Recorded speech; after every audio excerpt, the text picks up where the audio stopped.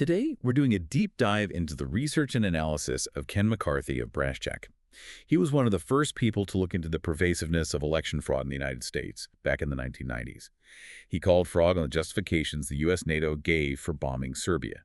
He predicted a total disaster if the U.S. were to invade and attempt to occupy Iraq.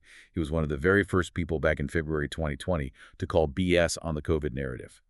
Now, he's looking at and critiquing the 62 years of research and analysis around the JFK and RFK assassinations, and he's come up with connected dot revelations and connections that the assassination research community has overlooked, and it's changing everything.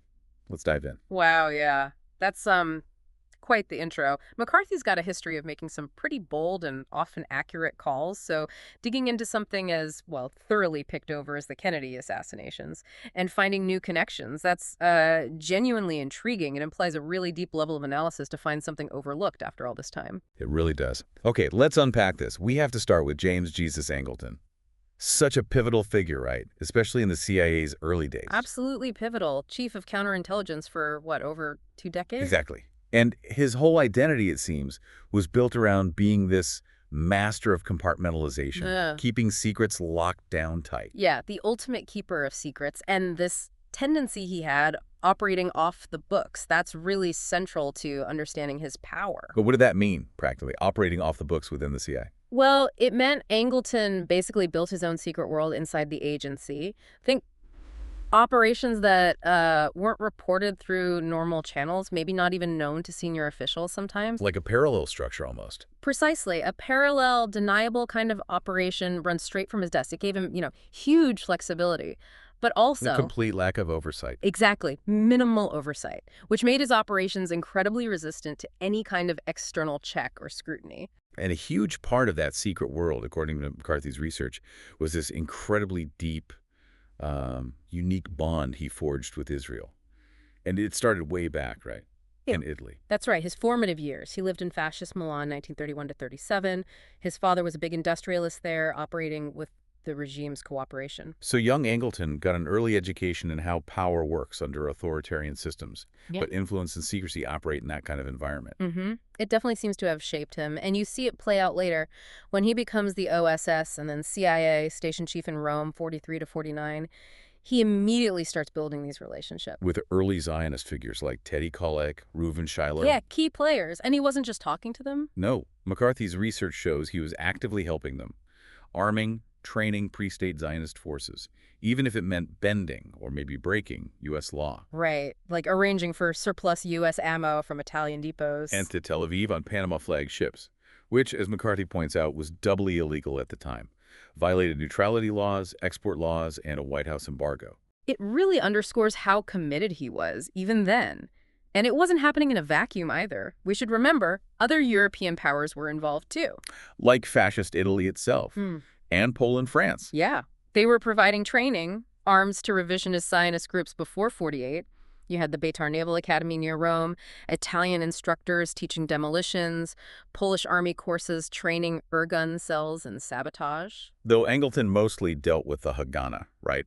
Who were more focused on sabotage than, say, the Irgun's mass casualty approach. That seems to be the case. But the point is, Angleton was deeply involved, facilitating things right from the start. And then by 1951, this becomes formalized. The one-man Israel desk, or the Israeli account as he called it, kept entirely within his counterintelligence staff. And he personally controlled all the traffic, all CIA-Mossad communication, for 23 years, until he resigned in 74. And McCarthy's big point here is that the full documentation, unredacted proof of this singular control only just came out with the 2024 JFK Act releases. Yeah, and that's huge because before, people speculated, some dismissed it. But these documents, they confirm it. They show how Mossad cables came into Langley addressed just to MRA. Bypassing the entire normal regional structure. Completely. It forces you to rethink how intelligence oversight actually worked. Or maybe didn't work. It wasn't just a secret deal. It was a built-in hidden system. It's almost hard to fathom that level of control hidden for so long. And this guy, Reuben Efron, was key to managing it day to day. Right. Angleton's action officer, his aide, multilingual, acted as Angleton's personal Hebrew linguist, did spot translations, interpreted in high-level meetings like with Mossad chief Mir Amit, read the Hebrew press for intel. And live this kind of dual life, right? Part-time Jerusalem, part-time Miami Beach. A scholar spy. Quite the character. But this whole setup, it wasn't just about Angleton's personal connections. There was a cold, hard strategic reason. He saw Israel as this crucial anti-Soviet outpost. Exactly. A listening post in the Middle East, a hedge against Soviet influence spreading in the Arab world. That was the core rationale. And Israel delivered valuable intel through this exclusive Angleton channel. Oh, absolutely. Major coup. Like the full text of Khrushchev's secret speech in 1956. That was dynamite, exposing Stalin's crimes. Wow, what else? Captured Soviet SAM missile tech, Hmm? radar vans, guidance systems between 67 and 73, hugely valuable technical intelligence, and later joint signals intelligence site SIGINT in the Negev desert in the 70s. Listening in on communications. Right.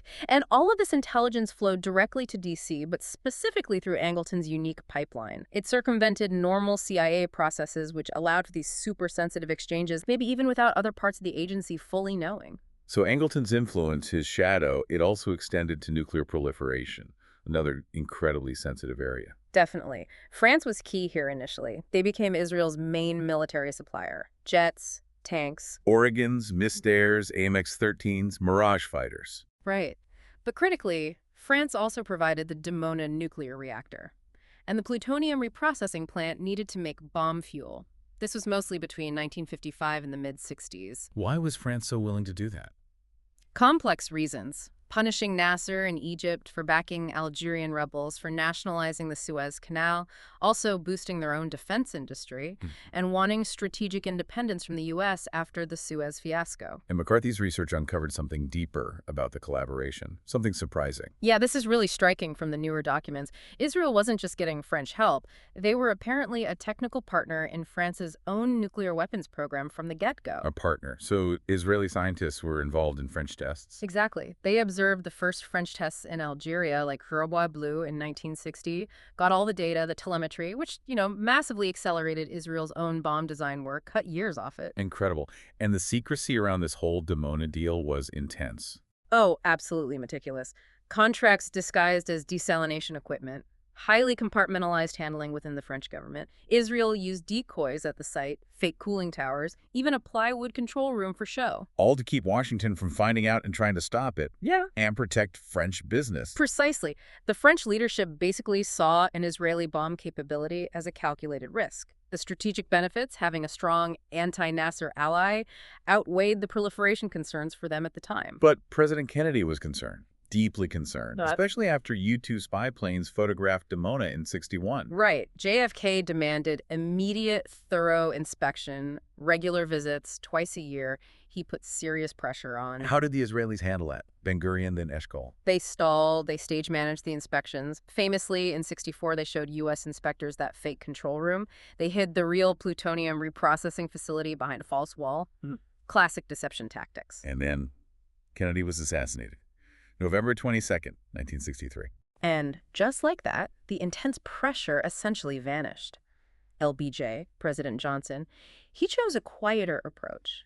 Diplomacy, not confrontation, which eventually led to Nixon's don't ask, don't tell policy in '69, a fundamental shift. It wasn't just the French connection, though, was it? The U.S. played a role, even if indirectly. That's true. Early atoms for peace aid, like the small Sarek reactor, provided know-how, and later it seems there was a kind of intelligence blind eye from parts of the U.S. government that functionally helped Israel's plutonium path. Which brings us to NUMEC, the Nuclear Materials and Equipment Corporation. Yes, the NUMEC affair. Between '63 and '65, roughly 269 kilos of highly enriched uranium HEU, Right. weapons-grade stuff, just disappeared from a U.S. Navy contractor's plant in Pennsylvania. 269 kilos. That's a lot of material. Enough for several bombs. And the circumstantial evidence pointing towards diversion to Israel, possibly using Mossad-linked shipping companies, is very strong. So where does Angleton fit into this picture? Critically.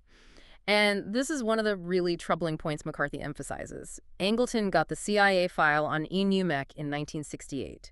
And his advice to CIA Director Helms, don't push the investigation too hard. Why? Because of the potential grave political costs. So he effectively put the brakes on the probe. He's widely seen as a probable passive facilitator, someone who helped limit the investigation, perhaps prevent it from reaching uncomfortable conclusions. A decision with massive non-proliferation implications down the line. Okay, here's where it gets really interesting. This pattern of Angleton's unique, often hidden control, it didn't stop at international intel or nuclear secrets. McCarthy's research shows it reached right into domestic matters, even touching the life of Lee Harvey Oswald. This is quite unsettling. McCarthy confirms Angleton himself ordered Oswald's name onto the CIA watch list for the HT-Lingual mail opening program. HT-Lingual, that was the secret CIA program intercepting mail inside the U.S. Exactly. And this was back in November 1959, so years before the assassination. And Reuben Efron, again, Angleton's guy, he was the one actually handling Oswald's mail. That's right. Efron physically intercepted it, opened it, photographed it, cabled summaries straight back to Angleton's counterintelligence staff. Meaning Angleton's office had real-time intel on Oswald's contacts, his time in the Soviet Union. Correct. Information that, astonishingly, was never provided to the Warren Commission. That's extraordinary. And there's more. Efron was also secretly present during Marina Oswald's testimony to the Warren Commission in February '64.